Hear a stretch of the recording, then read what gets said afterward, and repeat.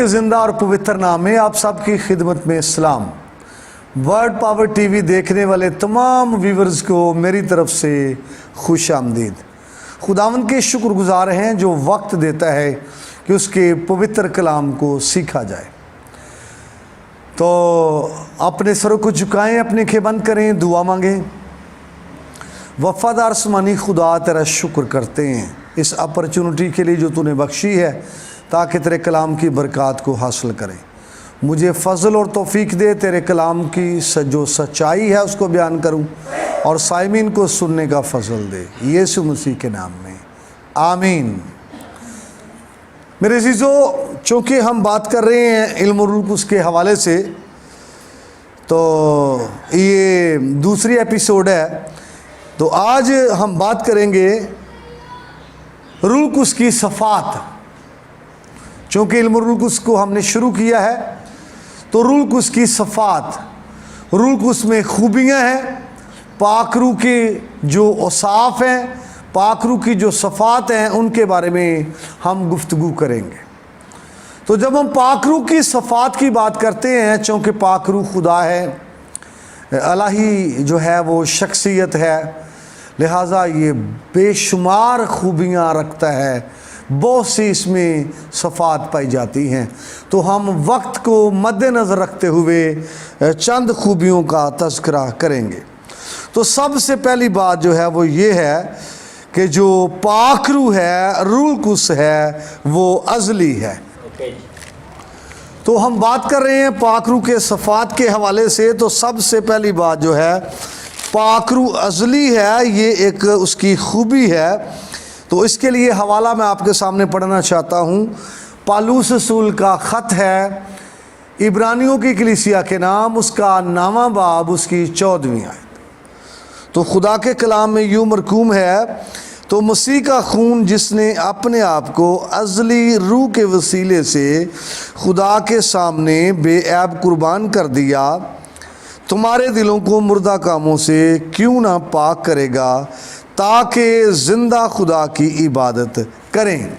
यहाँ पर जो तज़किरा है वो है अज़ली रूह का। तो रूह कुस की ये एक खूबी है कि वो अज़ली है। अज़ली है जब कुछ भी नहीं था। जब हम अज़ली की बात करते हैं या अज़ल की बात करते हैं तो ये ऐसा ज़माना, ऐसा अरसा, ऐसा वक्त है जब कुछ भी नहीं था तो रूह कुस था। तो ये रूह कुस की खूबी है कि वो अज़ली है। मज़ीद हम इसको जब स्टडी करते हैं तो खुदा बाप अज़ली है, और फिर बेटा यीशु मसीह अज़ली है, और खुदा का पाक रूह जो है ये अज़ली है। और जब हम ये कहते हैं कि वो अज़ली है तो तब से है जब कुछ भी नहीं था। कुछ भी नहीं था, पाक रूह था। और हमें मिलता है शुरू में कि खुदा की जो रूह है वो पानी की सतह पर जुम्बश करती थी, लिहाजा ये उसकी खूबी है। बाकी जितनी भी चीज़ें हमें नज़र आती हैं, दिखाई देती हैं, वो मादी चीज़ें हैं या गैर मादी हैं, वो नज़र आती हैं, तो उनके बारे में कहें तो वो अज़ली नहीं है। लेकिन जब हम पाक रूह की बात करते हैं तो पाक रूह जो है ये अज़ली है और ये उसकी खूबी है। जब से खुदा बाप है और खुदा का बेटा यीशु मसीह है, तब से पाक रूह है और ये उसकी खूबी है, ये अज़ली है। दूसरी इसकी खूबी मैं आपके सामने रखना चाहता हूँ और वो है हमा हाज़िर। इसका मतलब है कि पाक रूह जो है हर जगह पर हाज़िर है। और इसके हवाले से ज़बूर नंबर 139 आप पढ़ें तो ये आपको क्लैरिफाई करेगा कि पाक रूह जो है वो हमा हाज़िर है, हर जगह पर मौजूद है। हम यहाँ हैं, यहाँ पर मौजूद है, और दीगर शहरों में और दीगर ममालिक के अंदर हर जगह पर मौजूद है, और कोई ऐसी जगह नहीं जहाँ पर पाक रूह मौजूद नहीं है। और ये भी उसकी खूबियों में से एक खूबी है कि वो हमा हाज़िर है। और इस ज़बूर को हम गाते हैं पंजाबी में, खुदाया तेरी रूह तो मैं भला नस के किधर जावा।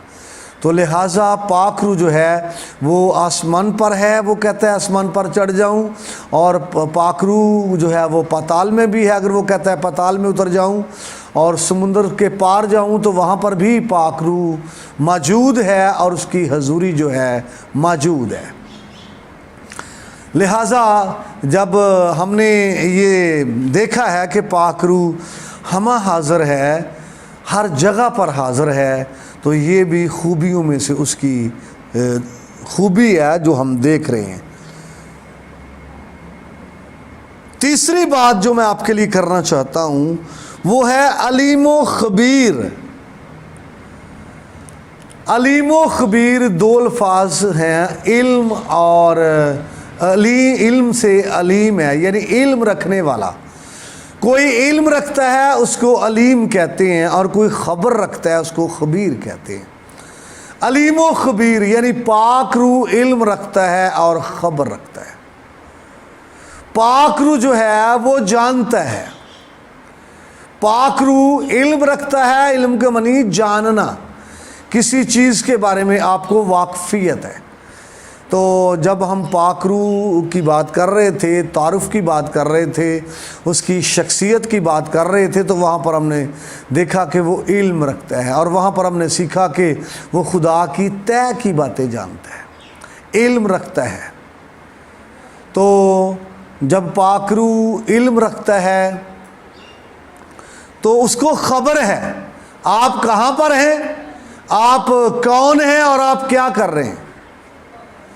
تو خبر ہی سے لفظ خبیر ہے، جو کچھ آپ کر رہے ہیں پاک روح جانتا ہے اور اس کو انڈرسٹینڈ کرتا ہے، علیم و خبیر۔ اور اس کے لیے میں آپ کو بتانا چاہتا ہوں کہ کرنتھیوں کے نام پہلا خط ہے، دوسرے باب کی 10ویں اور 11ویں آیت۔ یہاں پر لکھا ہے پاک روح جو ہے وہ خدا کی طے کی باتیں، جو پوشیدہ باتیں ہیں، جو چھپی ہوئی ہیں، جو عمیق ہے، پاک روح جان لیتا ہے، انڈرسٹینڈ کر لیتا ہے، اس لیے کہ وہ علیم و خبیر ہے۔ اور جب خبیر کے حوالے سے بات کریں تو میں آپ کو ریفرنس دینا چاہتا ہوں کہ حنانیہ اور سفیرہ کی کہانی، اعمال کی کتاب 5واں باب، انہوں نے تو چھپ کر یہ کیا تھا کہ جائیداد بیچی ہے اور آدھی رقم رسولوں کو دے دی ہے اور آدھی گھر میں ہے، چھپ کر یہ کیا تھا، لیکن پاک روح جانتا تھا، اور پاک روح نے پھر پطرس کو بتایا کہ انہوں نے یہ کیا ہے، اور پطرس یہ بات واضح کرتا ہے کہ تم نے پاک روح سے جھوٹ بولا ہے۔ لہٰذا پاک روح نے واضح کر دیا، پطرس کو بتا دیا، اس لیے کہ یہ اس کی خوبی ہے علیم و خبیر ہونا۔ خوبیوں میں اور بھی بہت ساری چیزیں ہیں، اس میں ایک اور ہے، اور یہ ہے کہ وہ قدوس ہے۔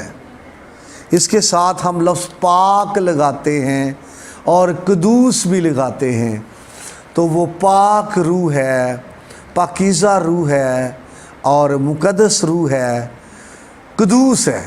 اور یہ لفظ آپ کو لوکا کا انجیلی بیان پہلے باب کی 35ویں آیت میں مل جائے گا کہ وہ قدوس ہے۔